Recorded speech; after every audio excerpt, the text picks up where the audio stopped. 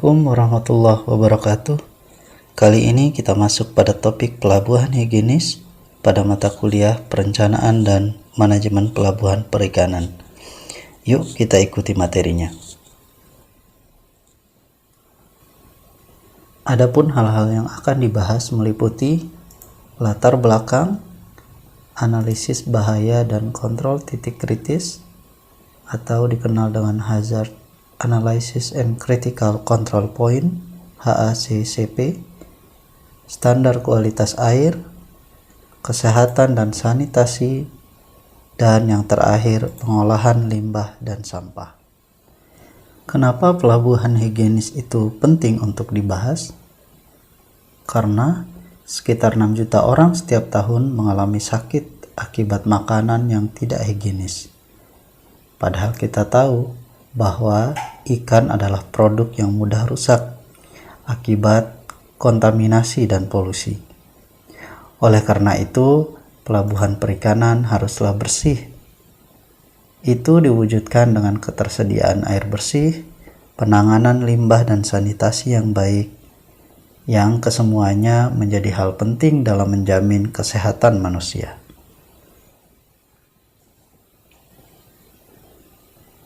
Agar pelabuhan menjadi higienis dan hasil tangkapan terjamin kualitasnya, FAO merekomendasikan pendekatan metode analisis bahaya dan kontrol pada titik kritis atau dikenal dengan Hazard Analysis and Critical Control Point, disingkat HACCP, di mana menurut WHO, HACCP merupakan suatu pendekatan ilmiah, rasional, dan sistematik untuk mengidentifikasi, menilai, dan mengendalikan bahaya.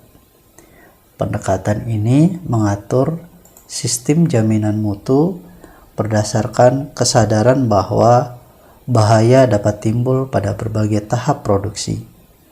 Namun, dapat dilakukan pengendalian untuk mengontrol bahaya tersebut. Pendekatan ini berkonsentrasi pada standar kualitas air, standar kebersihan pekerja, dan standar kebersihan pelabuhan, seperti sanitasi maupun pengolahan sampah. Sehingga dalam jangka panjang diharapkan mampu mengurangi polusi, meningkatkan kebersihan dan sanitasi pelabuhan, serta pemeliharaan infrastruktur pelabuhan agar tetap berfungsi dengan baik.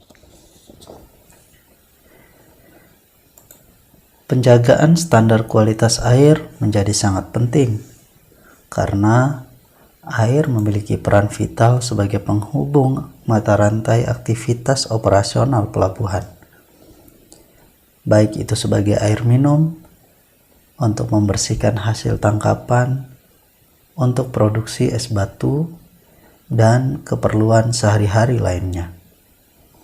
Kualitas air diukur melalui uji laboratorium dengan satuan ppm atau ppb,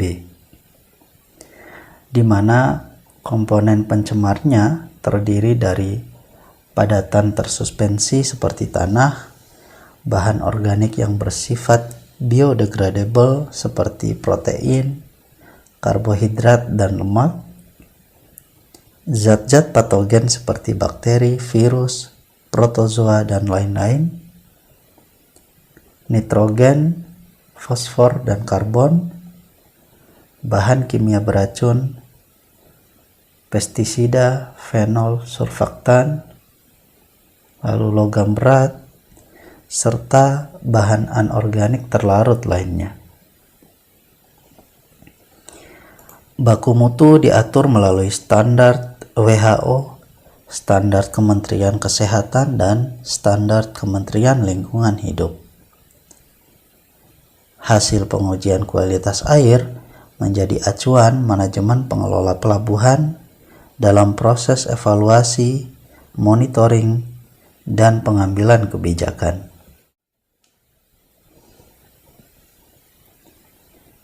Kebutuhan air untuk operasional pelabuhan adalah sebagai berikut. 1 liter air untuk tiap 1 kilogram ikan yang mendarat setiap hari. 10 liter air per meter persegi area tertutup yang harus dibersihkan, atau dapat juga dikurangi menjadi 2,5 liter jika menggunakan penyemprot jet cleaner. 10 liter air per box untuk menghandle ikan, atau dapat dikurangi juga menjadi 2,5 liter jika memakai pembersih bertekanan tinggi. 100 liter air per orang per hari untuk kebutuhan pekerja, baik pekerja full timer maupun pekerja paruh waktu beserta kru pelabuhan lainnya. Kemudian 15 liter per porsi makanan per hari untuk kebutuhan kantin.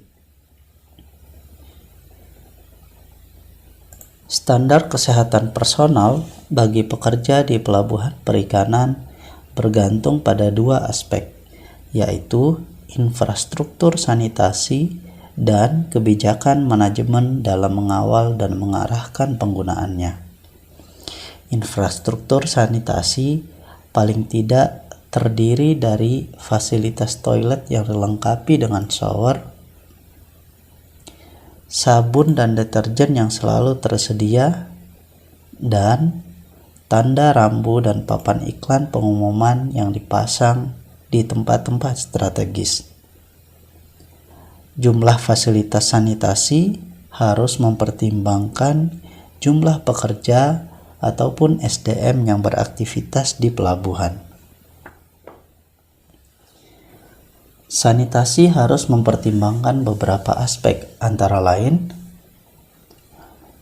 toilet dibuat dengan standar konstruksi tinggi agar memenuhi masa pemakaian yang lama, dan semestinya perlu ada petugas full timer yang melakukan pemeliharaan.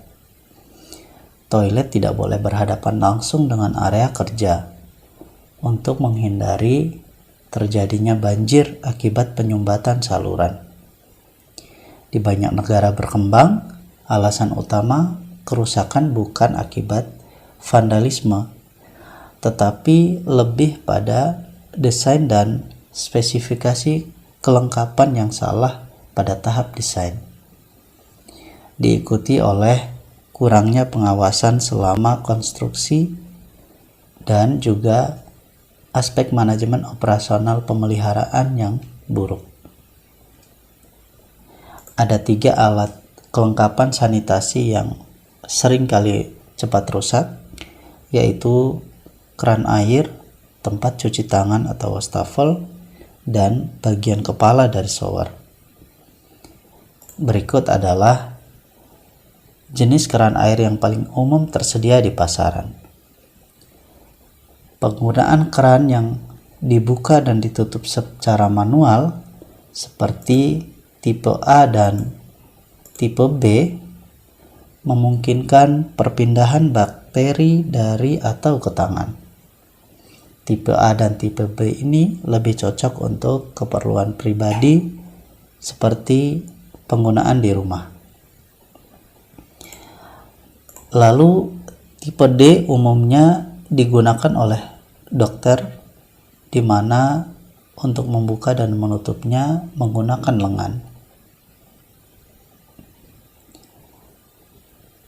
Fasilitas umum seperti pelabuhan, bandara, stasiun, restoran, dan fasilitas umum lainnya direkomendasikan untuk menggunakan keran tipe C yang dapat menutup dirinya sendiri.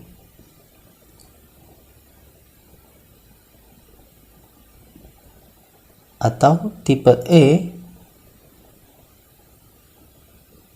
yang membuka keran dengan menekan pedal menggunakan kaki dan melepas pedal untuk menutupnya. atau bisa juga menggunakan tipe F yang menggunakan sensor otomatis. Ini adalah contoh penggunaan keran pedal kaki. Untuk menutup saluran pembuangan, direkomendasikan menggunakan bahan plastik agar mudah dibersihkan. Kemudian, layout sanitasi dibuat simple dengan sirkulasi udara, cahaya dan ventilasi yang cukup, serta dilengkapi dengan lampu pada malam hari. Kloset, wastafel, dan shower dibuat terpisah agar efektif dalam penggunaannya. Untuk saluran air, direkomendasikan menggunakan pipa plastik agar tahan lama dan tidak korosi. Regulasi yang berhubungan dengan sanitasi dapat dirangkum sebagai berikut. Suplai air bersih harus mengikuti standar WHO dan standar nasional. Begitu juga es batu harus mengikuti standar tersebut. Semua sampel pengujian harus dilakukan oleh lab yang bersertifikat ISO. Lalu memasang rambu, baik petunjuk maupun larangan pada area pelabuhan. Papan pengumuman yang berisi himbauan, larangan, ataupun konsekuensi bagi yang melanggar harus ditempatkan pada lokasi yang strategis. Semua sistem drainase harus dijaga agar tetap berfungsi dengan baik. Pagar pembatas harus ada dan harus terpelihara. Pintu masuk dan keluar pelabuhan harus dijaga. Melakukan penyemprotan disinfeksi atau disinfektan pada area pelabuhan yang diperlukan secara teratur. Sampah dan limbah kemudian tidak dibiarkan menumpuk di area kerja. Lalu tidak boleh ada tempat di mana tikus bisa bersarang di situ. Tidak boleh juga burung membuat sarang di area penanganan ikan. Hanya karyawan dan pedagang ikan yang diakui secara resmi yang boleh mengakses tempat kerja dan area pelelangan ikan. Fasilitas toilet dan kamar mandi harus dijaga dan dipastikan kondisinya bersih. Menggunakan mesin bertenaga listrik pada area pelelangan dan gudang pengolahan. Ini dimaksudkan agar tidak ada tumpahan bahan bakar ataupun oli di area pelelangan. Seluruh area penanganan ikan harus disemprot dengan benar usai melakukan aktivitas dan harus dikunci agar orang-orang yang tidak berkepentingan tidak masuk secara sembarangan.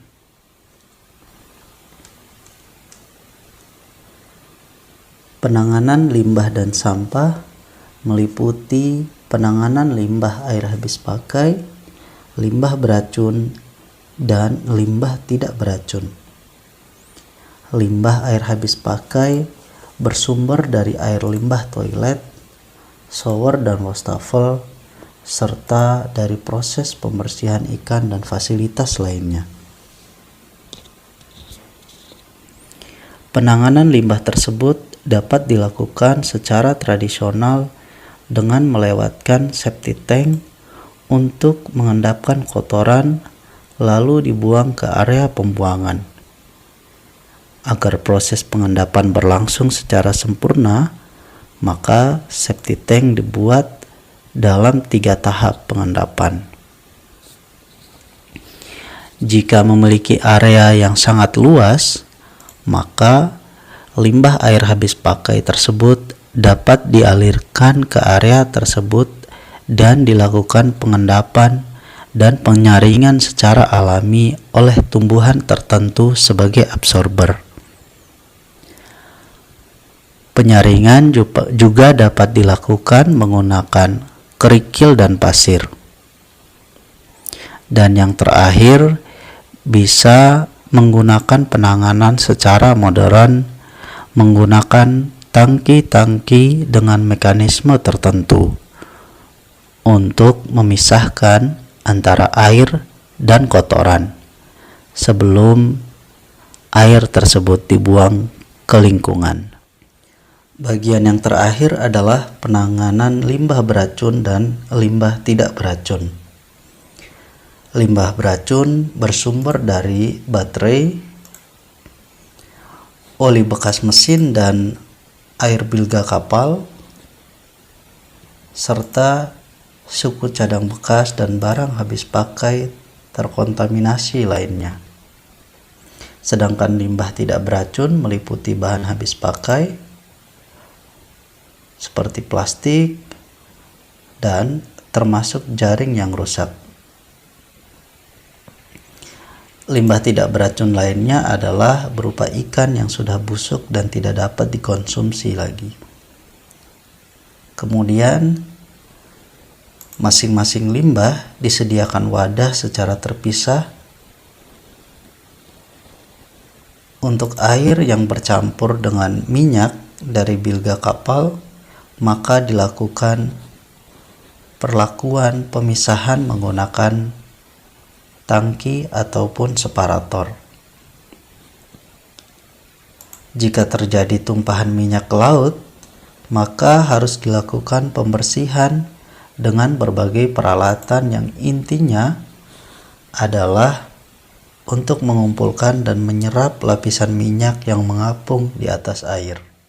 Demikian video kuliah online tentang pelabuhan higienis.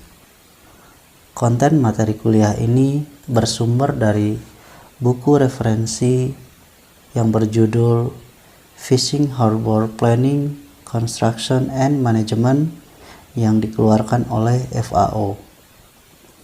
Jangan lupa support channel ini dengan subscribe, like, dan komen. Dan terakhir, terima kasih. Wassalamualaikum warahmatullahi wabarakatuh.